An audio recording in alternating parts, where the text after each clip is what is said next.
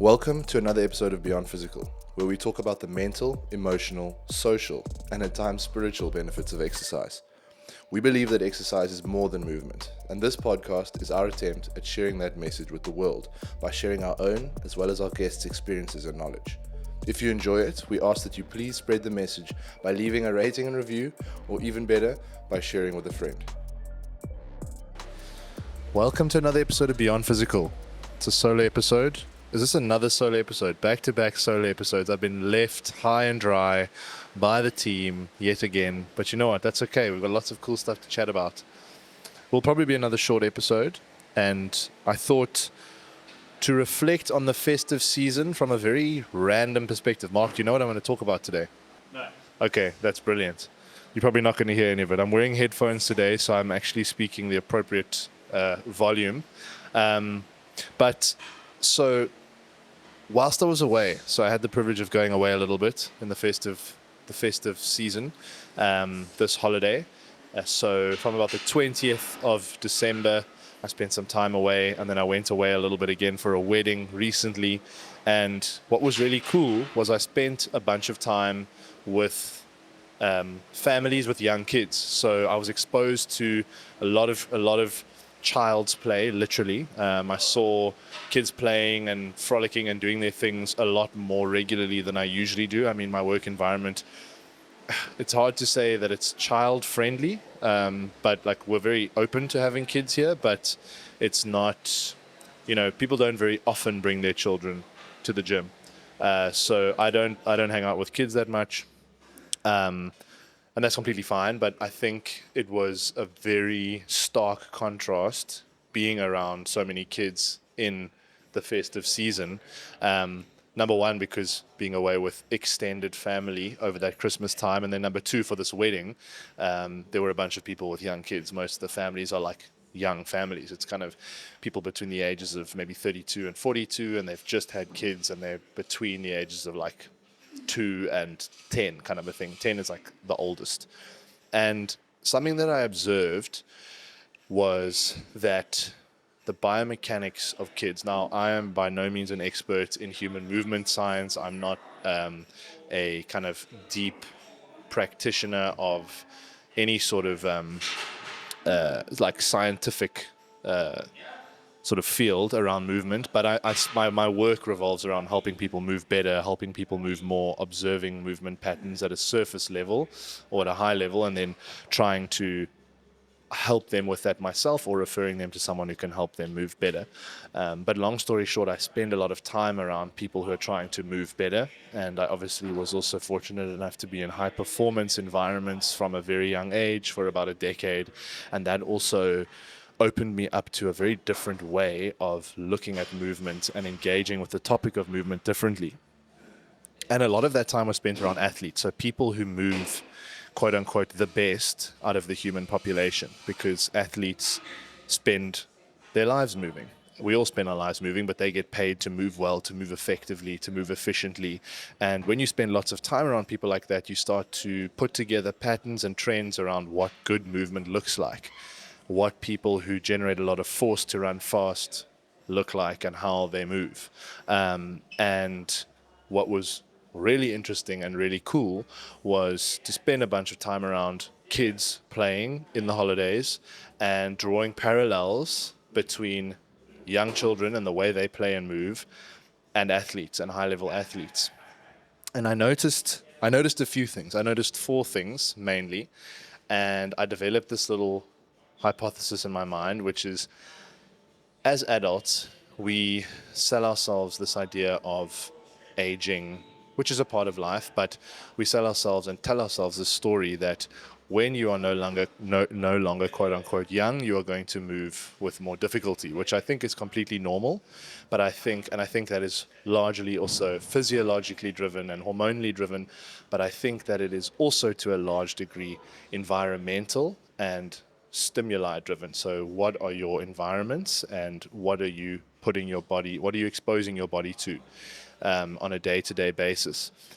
And the reason why I think observing the way that young people move is important is because they move very similarly, with similar energy, with similar effectiveness, and with similar biomechanics sometimes, which is remarkable, to athletes. I watched one of my friend's daughters sprinting and running, and I just thought to myself that the biomechanics are ridiculous. Like, she's running so efficiently, and who taught her that? How did she learn that? It's something that she obviously just did naturally. She definitely didn't go to a track and get taught by a professional sprint coach how to run effectively, but she obviously spends a lot of time sprinting, and the body is an incredibly intelligent and intricate system that interacts with its environment and responds in ways that are going to bring about favorable change and favorable circumstances. So because she's sprinting around a lot, and because she spends a lot of her time moving in that particular way, her body has figured out how to do it more efficiently. Now, some people are obviously going to be born with the natural propensity to run faster, but I think if you expose someone to a certain movement pattern over and over and over, without much thought, they are going to their body is going to figure out how to perform that specific movement more efficiently and effectively. And basically, what my hypothesis is, because I've now deviated from that, is that if we borrow from the way that kids move, young children move, their movement habits, the movement patterns, and the frequency with which they perform those movements, I think that as adults we can move better for longer, and with much more ease. So the first thing ties into the story of my friend's daughter, which is sprinting. Children sprint a lot. They frolic, they scream, they run, they're intense, they run after each other, they run after you. They spend lots of time sprinting. It's uphill, it's downhill, it's on flats, it's on grass, it's on tar, it's on the beach. It's wherever there's the chance to play and run, they are playing and they're running and they're sprinting around. And there have been numerous studies conducted around the benefits of sprinting, when it comes to testosterone production, when it comes to muscular development, when it comes to general fitness and cognitive function. Sprinting is an incredibly effective form of exercise, and it's a lot of fun, and kids do it very often, all the time. They're running around and sprinting around all the time. And there's an article that I cannot reference off the top of my head, but it mentioned that most adults over the age of 40 don't ever sprint. And I think that if you take that population, adults over 40, and you take the population of 5-year-olds and you look at the way that their bodies can move and interact with their environments, you'll see a massive discrepancy. And you go, oh, obviously, well, the one group is over 40 and the other is a bunch of little kids. Well, I think that a large factor is not owing only to the fact that the people have aged and are older, but because they haven't exposed themselves to the same environmental pressures as what kids are exposed to, and activities that kids are exposed to, which is sprinting around all the time. And I think that that's a massive tool in our arsenal that we can make use of often. I mean, I can't remember the last time I sprinted. I grew up sprinting, playing, but then also doing track and field. I loved sprinting, and I think that in terms of a dosage, I don't know. All I know is that kids sprint a lot. What a lot means is obviously relative, but it's way more than fully developed adults. And I think that a lot of their responsiveness and their bodies almost, it's quite amazing, because another thing, and this is a slight tangent, but another thing that is so unique about a child's physiology and the way that they interact with their environments is that they can break into a sprint without warming up. And I think that, and Mark's laughing, without hurting themselves. I mean, the fact that we can't do that as fully formed adults it's distressing, because think about if we were living in the wild and some lion sprang up out of the bushes, was like, I'm coming for you. You know, chances are you're dead regardless, but we should be able to break into a sprint from cold and not pull a hamstring and get eaten by the lion. We should be able to open up a little bit of distance, maybe, I don't know, get up some cliff or something. I don't know, but it shouldn't be an activity that adult humans cannot perform. it is such a natural thing for young kids to do.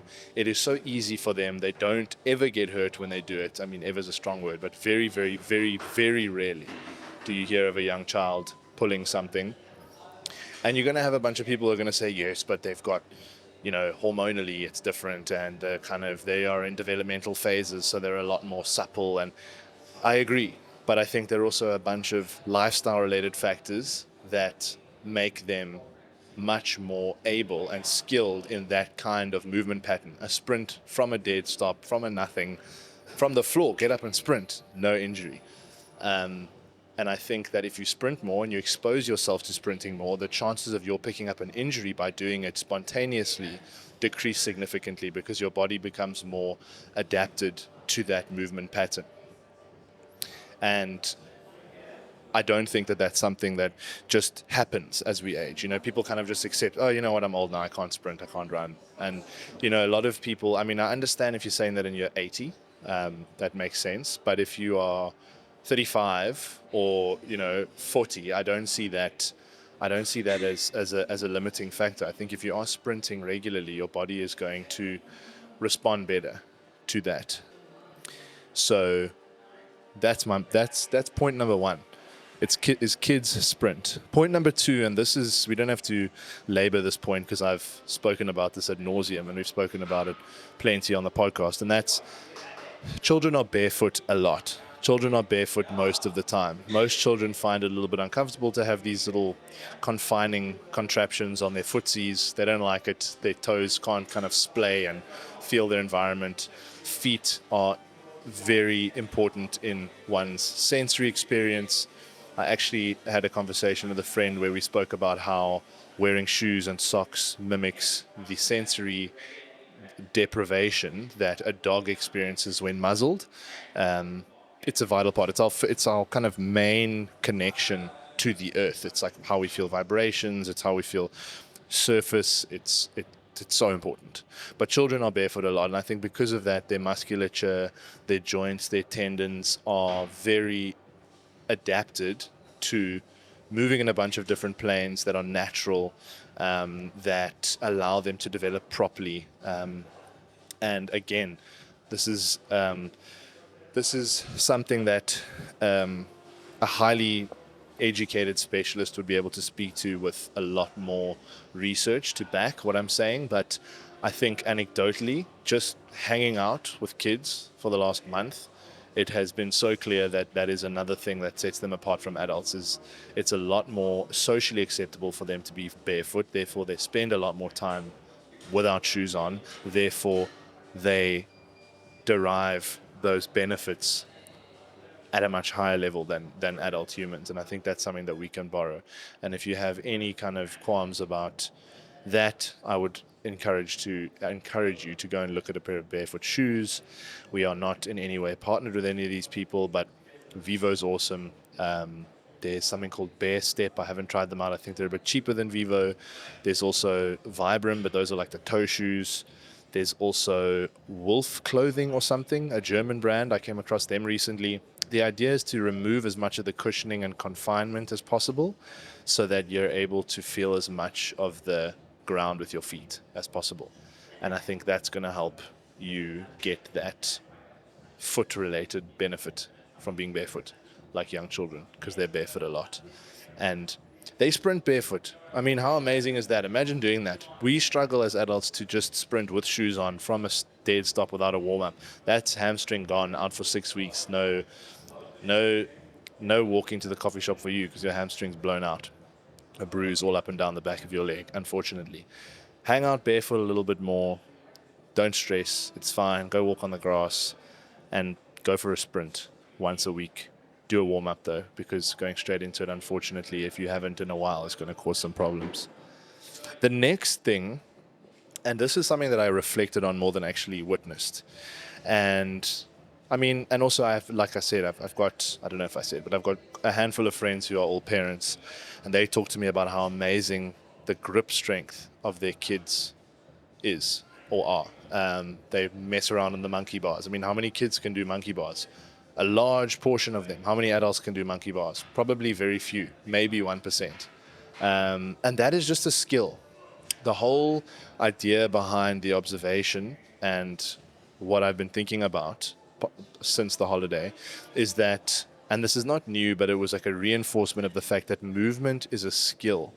Exercise is a skill. The way that your body interacts with your environment is a skill, and all skills take practice. If you don't practice, you don't develop the skill. And similarly, you can develop the skill, but if you don't practice, you can lose the skill.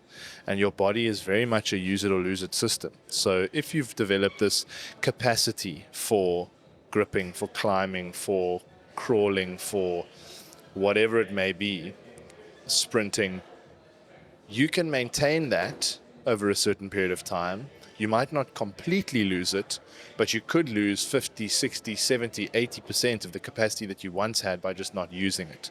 Because your body is incredibly responsive, it's incredibly efficient, it's very, very good at allocating its resources efficiently. So if it identifies that a certain system or a certain pathway is not being used regularly, it's going to start dialing back on the resources allocated to that thing. And that's what the movement system needs to be. That's the lens we need to apply to that. If you don't regularly expose your body to a certain way of moving or a certain kind of stressor, you're not going to maintain the adaptation to work through that, and to cope with that and to manage that. And that is so evident with climbing.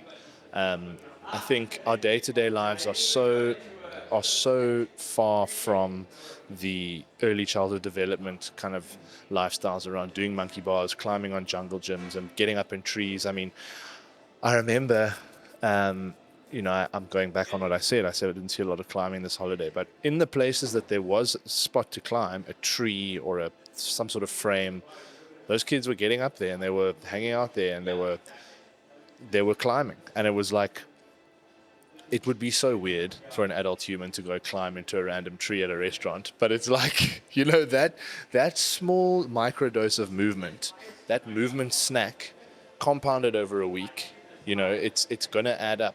And then take that and compound it 50 however times over a year and compounded that over 3 to 5 years. If you're climbing twice a week for 50 weeks in a year over 3 years, you're getting in a good amount of climbing, and that's a good amount of stimulus that's going to benefit your grip strength tremendously, and help mimic that effortless, natural, effective movement that children have.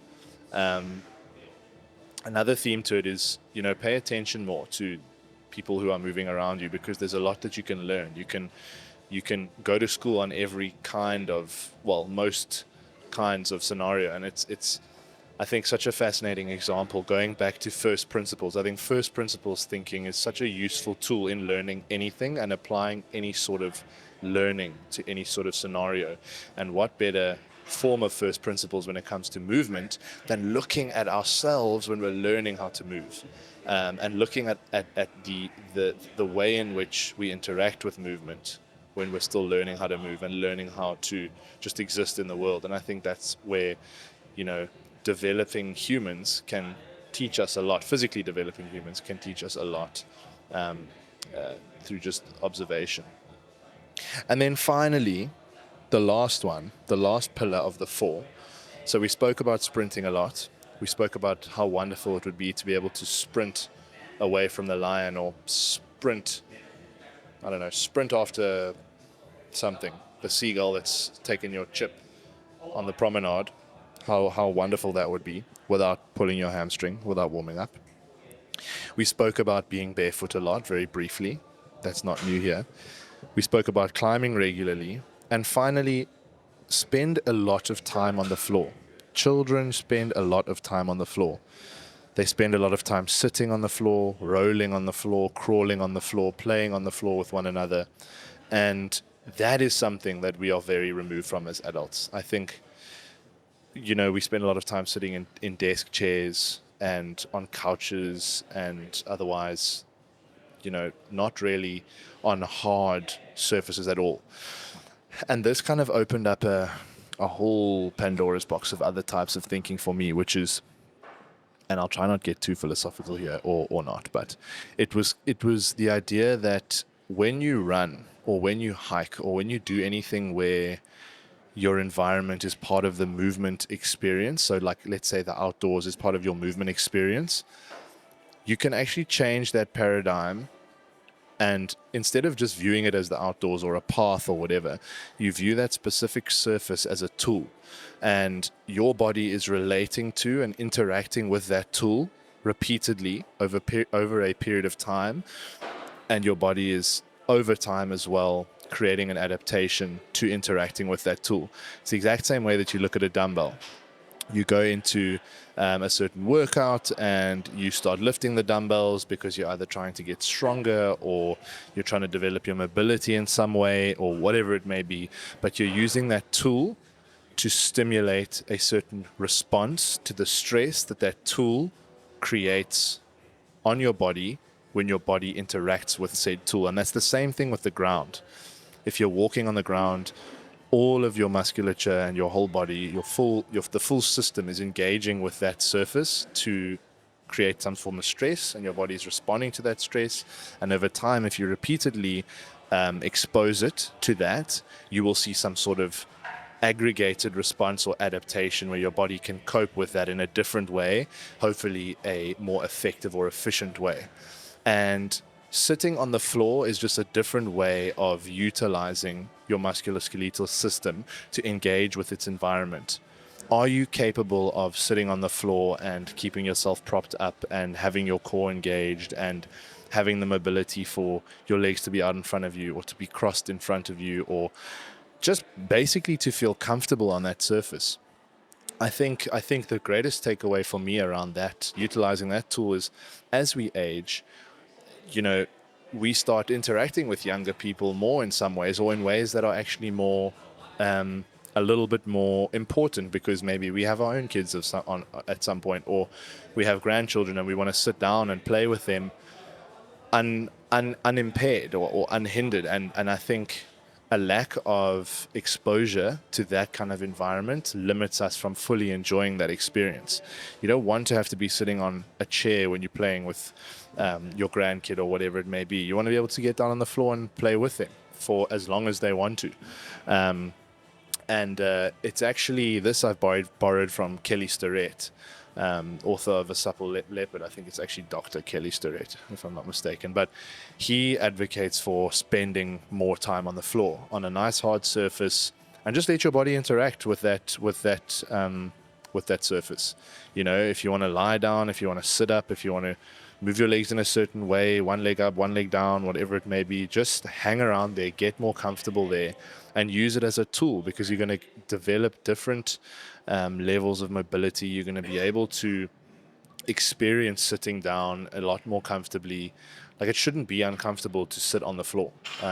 It should be a pretty simple, basic thing. I mean, I urge you now, listening to this, to go and sit on a hard surface. Don't sit on a chair. Go and sit like on the floor, and see how that feels. Maybe try and cross your legs. Just however you are, like wherever you have a surface close by, go and sit down on the ground, and really experience how that feels, and get an understanding for how prepared your body is to do something simple like that. Because if it can't do that, then I think there's a lot of benefit to spending more time in that position. I think most positions or movements that are a little bit uncomfortable for you can create some benefit, but that's one thing that I saw a lot this holiday, and I observed, was that kids spend a lot of time on the floor. So to circle back to the original idea, is that children are in many ways envied by most of the non-child population for their way of moving, and the way that they can just sprint and climb and jump and scream and play and roll on the floor and just have endless amounts of energy and just like this fantastic movement. And I think that we can learn from them. I think that we can mimic a lot of the ways in which they interact with their environments. And I think that a lot of the stuff that they do is not just a child's gift It's a skill that they develop whilst growing up. And then unfortunately, due to environment and due to behavioral patterns and habits and movement habits, that skill is unlearned. That muscle atrophies, that ability wanes, and that's just for lack of practice and for lack of um, of repetition, which I think that we can all do. So that's my story of observing ways that we can move better, learning from the young ones. Shout out, young ones. Thank you for teaching me some stuff, getting me to think about movement differently this holiday. I think it's quite remarkable. And I think that it's not too late to try and implement some of those tools in your day-to-day life. So remember to be barefoot a lot. Remember to go and sprint.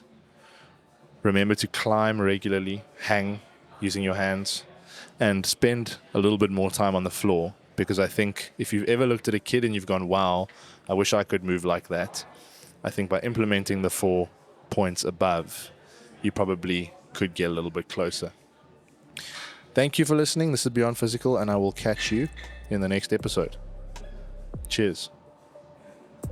Thank you so much for listening to the show, guys. We love answering specific questions. So if there's anything you want to know, leave a comment or reach out to us directly at HorizonZA on Instagram, or email us at movement@horizongym.com. Until next time, I'm your host, Seb Prentice, and this is Beyond Physical.